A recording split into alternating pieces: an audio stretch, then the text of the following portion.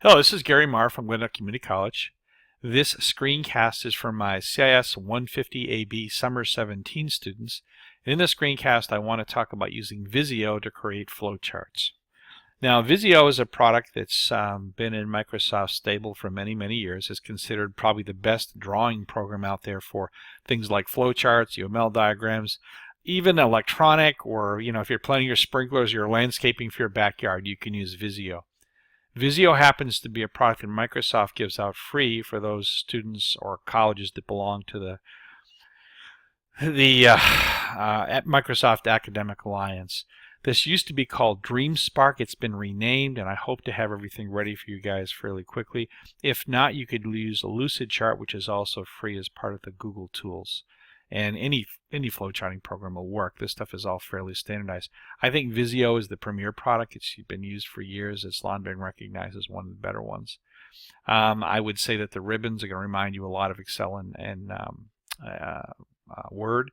It is part of the Microsoft Office Tower, although it does not come with the 365 product, which most of you get for free. If you look at this, you're going to see the symbols that have been discussed in PowerPoints and also in the textbook. What's nice about this, if you want to work in a symbol, you can just touch it, move it. Oh, well, typically the lines move with it. That one did not move with it, but there we go. And when you move it back, the line stays with it. I don't think this is a difficult product to figure out. It's not one that you're going to be tested on. It's simply just there to make flowcharting easier. What I've done here is taken the example that I've given you the previous video lecture in terms of both the pseudocode and Python and put it in this flowchart. You'll find that there's a whole bunch of shapes available to you. Okay, flowchart being the one we're most concerned with, and basic flowchart has all the ones we need. Once you're in there, we've got a symbol for start and stop or start and end. You've got a decision symbol. You've got a process symbol, which is the sequence structure for calculations. You have a parallelogram, which is used for input and output. So here we've got the start button, we've got an input, an input, then an output to collect the number, an output to display it, input to collect it, output to display it, a rectangle to do the calculation, and finally an output to display it, and a capsule at the end to indicate that the pseudocode program is done.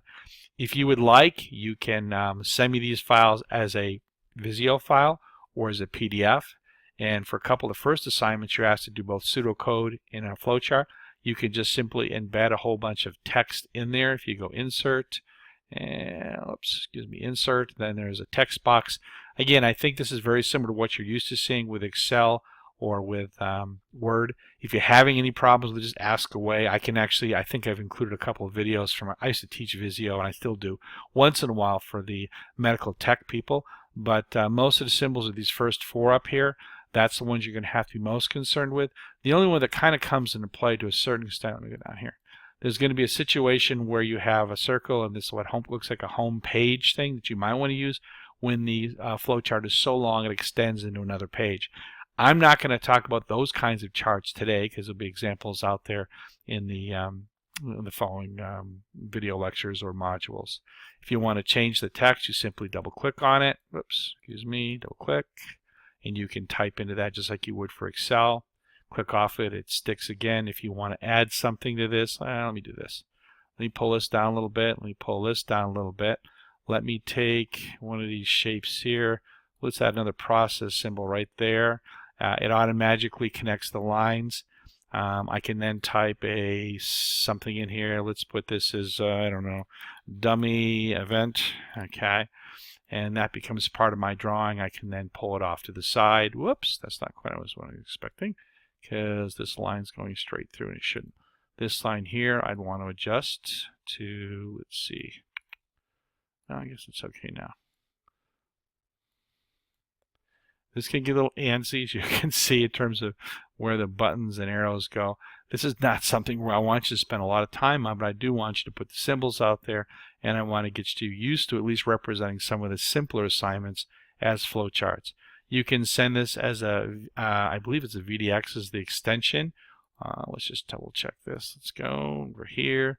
Yes, VDX, or you can also send it to me as a PDF. That's one of the files it supports. It also supports JPEGs and GIFs if you want to send me a graphics image, but I think in the past, most everyone who's sent me a file other than Visio has a Visio format. It's probably send me it to in a PDF. I'd play around with it. It does some kind of cool things here too. Let's see if I'll share one more thing before I close this out. Oops, design. I can have different themes and variants. So let's see. I can go with. Oops, hold on. Let's see. Let's change it to that. Let's see here. I'm just playing with almost anything here. I guess those colors are okay. Let's see. Where are my theme lists? There it goes. Themes. I can do kind of stuff like this real quick and on the fly like that, which visually makes it very pretty. I'm not sure it changes the answers very much, but visually it's very pretty. And again, notice how the pseudocode's off to the side and how it maps. The text here also shows up the text in my diagram. The other one that you probably want to look at is Lucidchart. It comes with Google. If you go into your Google Mail and hit the checkerboard and look at some of the Google apps, Lucidchart is one you can use for free. It also does flowcharts. You can't do as many with that. You can do a couple, but for this assignment, it's fine. You could also do flowcharts by dragging shapes in PowerPoint, Excel, or Word, although keeping the arrows, connecting everything, and drawing it is a little more tedious. There's other ones out there, other flowchart programs out there that are freebies. I think flowchart.com is one. Any one of those is fine. We're only going to do a couple assignments with this. All right, hope that's enough to get you started. If you have any questions, let me know. Thank you.